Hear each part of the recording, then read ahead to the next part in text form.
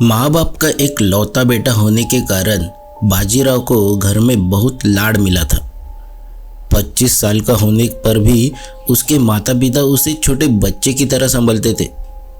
गांव के सभी बंगलों में शोभा देने वाला भव्य पक्का बंगला, 35 एकड़ खेती की जमीन, तालुका में प्लॉटिंग में गई जमीन, 25-30 दूध देने वाली जर्सी गाय, 2 ट्रैक्टर, एक जेसीबी, 4 ट्रक, इतनी संपत्ति का वह एक लौता वारिस था।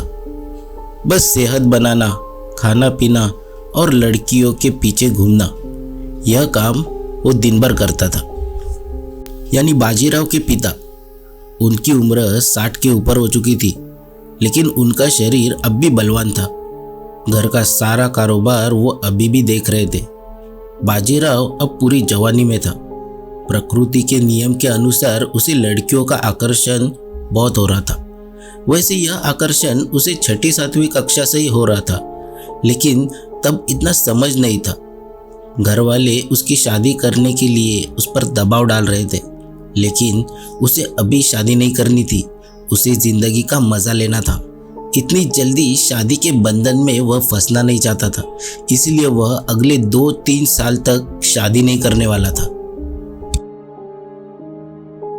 उसका बलवान शरीर, सीधी नुकीली नाक, घुंघराले बाल, भरा हुआ सीना, गोरा रंग, गले में सोने की चेन, हाथ में कड़ा, उंगलियों में अंगूठियां और बुलेट पर सवारी, यह सब देखकर कोई भी लड़की उसके प्यार में पड़ जाती थी।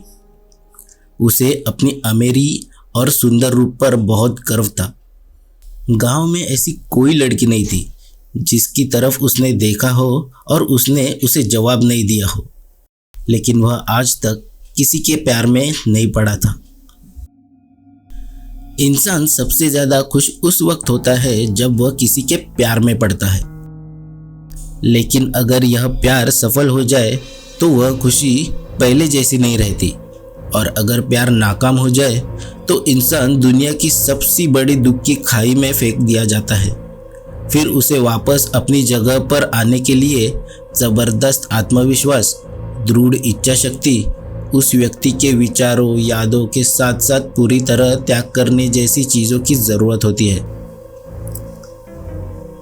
बाजीराव को भी प्यार में पड़ना था।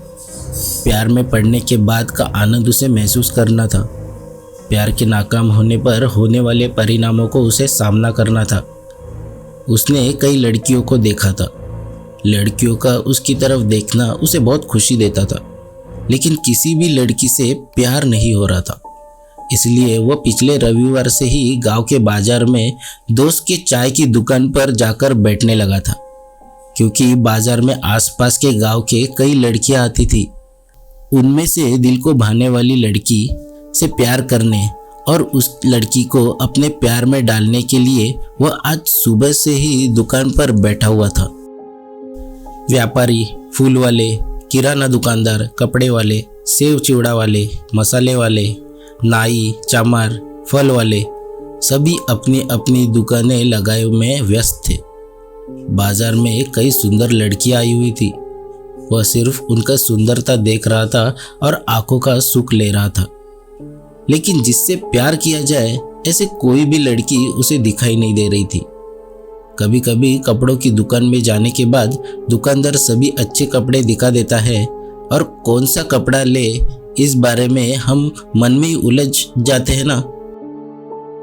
उसकी भी मनस्थिति वैसी ही हुई थी, क्योंकि लड़कियां भी उन कपड़ों की तरह एक से बढ़कर एक सुंदर दिख रही थी। आखिरकार लड़कियों को देखने के कार्यक्रम में दोपहर हो गई। उसे तेज भूख लगी हुई थी। वह घर पर जाकर खाना खाकर वापस आया। अब दोपहर के 12 बज चुके थे, लेकिन अब तक कोई भी लड़की उसे प्यार में नहीं डाल पाई थी। बाजीराव का दोस्त सशा ग्राहकों को चाय दे रहा था। उसने बाजीराव के लिए खास चाय बना कर दी। वह चाय पीते पीते बाजीराव ने नजर घुमाने लगा। तभी उसे इतने दिनों की, इतने पलों की प्रतीक्षा खत्म हो गई। उसे वह मिल गई जिसकी उसे तलाश थी। उसने मन में ही जिस सुंदर परी को रंगा था ना, वह उसे दिखाई दी। वह माला खरीद रही थी। वह आगे आगे चलकर उस जगह आई जहाँ बाजीराव बैठा था। वहाँ से थोड़ा हटकर वो माला लेने लगी। वह उसे करीब से देख रहा था। वह उसके सुंदर रूप को अपनी आंखों में भर रहा था।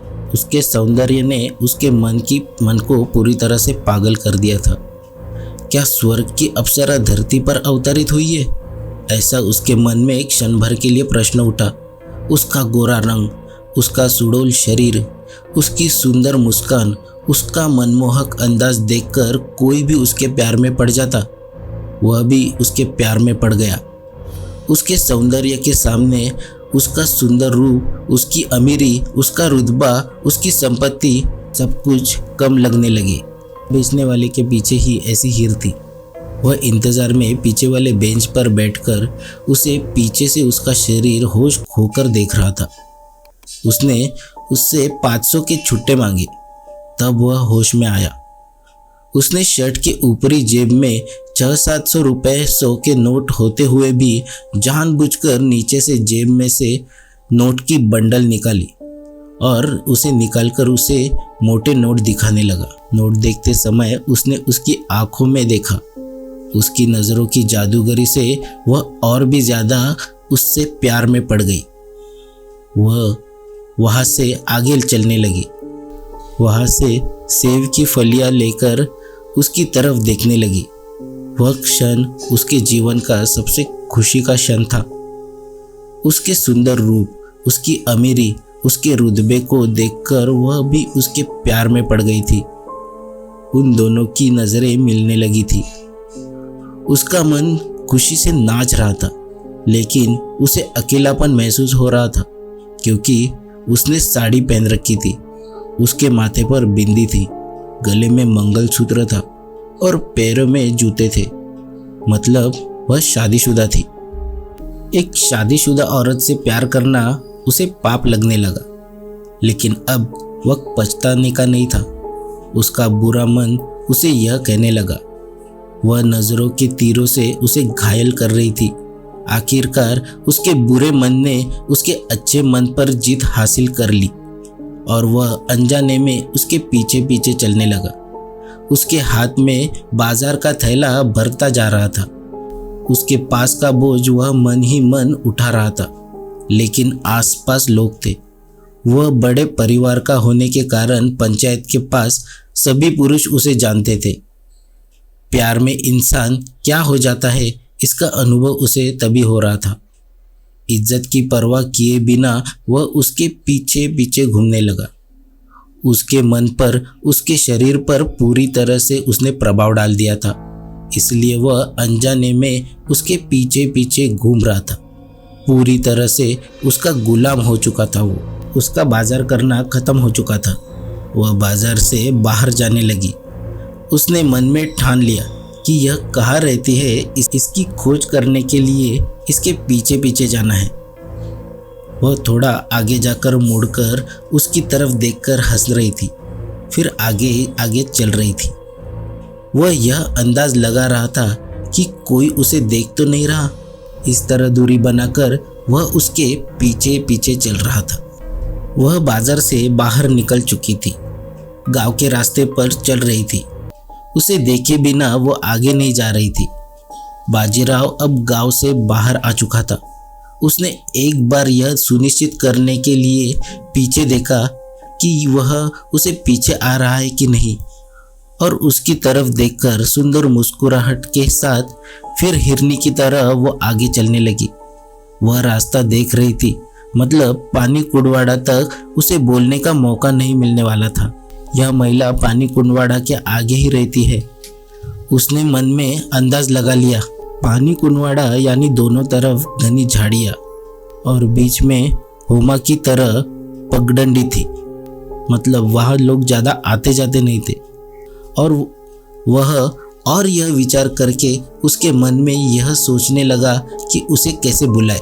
उसका हाथ ओढ़ना चाहता था वो, लेकिन उसके हाथ में वो नहीं था क्योंकि सामने से कोई आ रहा था। वो एकांत में मिलने वाला था। पिछले कुछ समय से उसके व्यवहार से उसे लग रहा था कि उसे भी उससे प्यार हो गया है। अब सिर्फ मन की बात कहना बाकी थी। तभी बाजीराव का खेत का एक मजदूर रवि आते हुए उसे दिखाई दिया। उसने बाजीराव को रोका। वह पानी कुंडवाड़ा में घुस चुकी थी। अगर उससे अब यह वक्त बिताया तो आगे पानी कुंडवाड़ा में 2 रास्ते निकलते हैं। वह किस रास्ते पर गई उसे पता नहीं चलता था, इसलिए वह रवि के पास ज़्यादा वक्त बिताना चाहता था। रवि ने कहा, मालिक कहाँ जा रहे हो? अच्छा वह मिल गए, मुझे बाजार में पैसे चाहिए थे। बाजीराव ने कहा कि वह जंगल में ही घूम रहा है। उसे पता था कि रवि की बीवी ने अभी अभी बाजार किया था। उसे शराब पीने के लिए वो पैसे चाहिए थे, लेकिन वह सोचे बिना ही बाजीराव ने जल्दी से 100 का नोट निकाल कर उसे दे दिया। रवि ने जल्दी से नोट लिया और बाजार की तरफ चला गया। इतने समय में वह उसकी नज़रों से ओझल हो चुकी थी। उसका मन बेचैन हो गया। वह पानी कुंडवाड़ा में घुस गया। दोनों तरफ झाड़ियाँ थी। नदी के किनारे वाली पगडंडी पर वह तेजी से चलने लगा। थोड़ा आगे जाते ही वह 2 रास्ते के पास आ गया। वह उसका इंतजार कर रही थी। उसे दिखाई दी। उसे देखते ही उसे बहुत खुशी हो गई। उसने एक बार उसकी तरफ देखा। वह फिर हिरनी की तरह आगे चलने लगी। वह उसके पीछे पीछे उसके सुंदर रूप को निहारते हुए चलने लगा। सुडौल शरीर, मोहक चाल, प्यारी मुस्कान, मधुर बोली और नज़रों के तीरों से घायल करना, ऐसी कितनी ही अदाएं उसमें थी। उसका सौंदर्य मनमोहक था। ऐसी सुंदर स्त्री उस पर मोहित हो गई है, इसका उसे मन ही मन आनंद हो रहा था। अब वो दोनों नदी के बीचों बीच आ गए थे। दोनों तरफ घनी झाड़ियाँ, झाड़ियों के पास ही खुले हुए ज्वार, गेहूं और गन्ने के खेत, पक्षियों की चलचलाहट, नदी का कलकल स्वर और पेड़ों के पत्तों की सरसराहट के अलावा कोई और आवाज नहीं थी। थोड़ी दूरी पर नदी का गहरा हिस्सा था। उसके साथ ही पगडंडी भी नीचे उतरकर ऊपर चढ़ रही थी। अब कुछ भी हो जाए, यहाँ उसे रोककर बात करनी ही है। इस निश्चय के साथ उसने मन को मजबूत कर लिया। वह नीचे उतर गई। उसने चारों तरफ देखा, कोई नहीं था। उसके दिल की धड़कन तेज हो गई। वह गहराई में उतरते ही उसके एक बार उसका तरफ मुड़कर देखा। एक बार चारों तरफ नजर घुमाई और एक जगह पर रुक गई। वह उसके सिर्फ 4-5 कदम दूरी पर ही था। वह उसकी तरफ देख रही थी, लेकिन यह नज़र पहले से अलग थी। उस नज़र में राक्षसीपन उसे साफ महसूस हो रहा था। वह उसकी तरफ देखकर राक्षसी हंसी हंस रही थी। उसने इधर उधर देखा। झाड़ियों में छुपे हुए बलवान कद काठी के 4-5 आदमी हाथों में कुराड़ी, डंडे लेकर उसे घेर कर खड़े थे। पल भर में उसके दिमाग की बत्ती जली। 15 दिन पहले इसी जगह पर गवानवाड़ी के न्यानो सावकार के बेटे को उसके शरीर पर का सारा सोना और उसके पास से पैसे लूटकर बेरहमी से उसे मार डाला गया था। मतलब इस स्त्री ने उसका शिकार किया था। अब उसने बाजीराव के शरीर पर का सोना, उसकी अमीरी देखकर उसे लूटने के लिए अपने सौंदर्य के जाल में फंसाकर उसे अपना शिकार बना लिया था। वह राक्षसी नज़रों से उसकी तरफ देख रही थी। वे 4-5 दबंग आदमी कुराड़ी लेकर उसे मारने के लिए उसकी तरफ बढ़े। उसने पल भर में चीते की स्फूर्ति से मिट्टी उठाकर उनकी आंखों में फेंक दी। पत्थर उठाकर एक आदमी के सिर पर मार दिया और क्या हो रहा है समझने से पहले ही वह गांव की तरफ भाग निकला। वह सीधे पानी कुंटलवाड़ा के बाहर आने तक नहीं रुका। उसने गांव के लोगों को साथ लेकर उस स्त्री और उसके साथियों की तलाश की, लेकिन वे उसके हाथ नहीं आए। इतनी सुंदर स्त्री इतनी खतरनाक हो सकती है, इस पर उसे विश्वास नहीं हो रहा था। उसकी पहचान न जानते हुए, उसका स्वभाव न जानते हुए बाजीराव सिर्फ उसकी सौंदर्यता को देखकर उसके प्यार में पड़ गया था। उसकी अमीरी ही आज उसके लिए एक मुसीबत बनने वाली थी, लेकिन सौभाग्य से वह बच गया था। उसे यकीन था कि वह अब कभी बाजार में नहीं जाएगा, क्योंकि उसका शिकार उसके हाथ से निकल गया था। अब वह शिकार ही उसका शिकार करेगा, यह उसे अच्छी तरह से पता था।